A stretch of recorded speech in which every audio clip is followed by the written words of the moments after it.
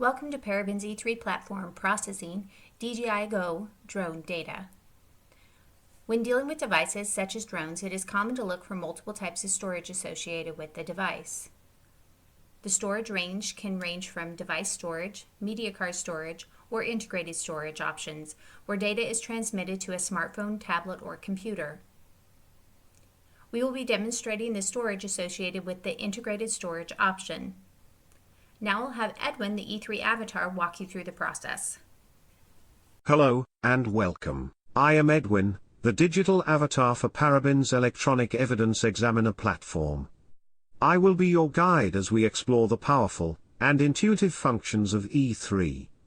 Electronic Evidence Examiner allows you to acquire and view data from the applications installed on the device. In this video, we will analyze the processed data from the DJIGo application that has been logically acquired from an iPhone. In the Case Content pane, expand the Installed Applications folder. Navigate to the Application Data folder and expand it. In the DJIGo folder, select Flight Record List to view the list of the drone flights. In the Parsed Data column, click the link with the corresponding date to view the information about the flight.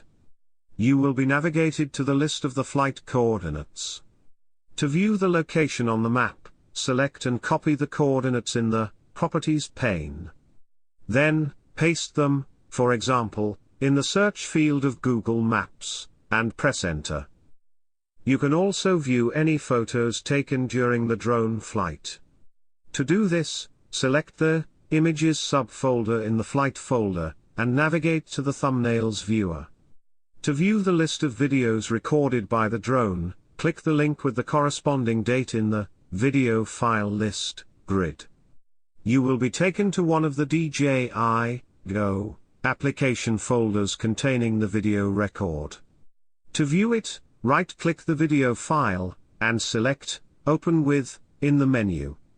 Next, select the media player and click OK.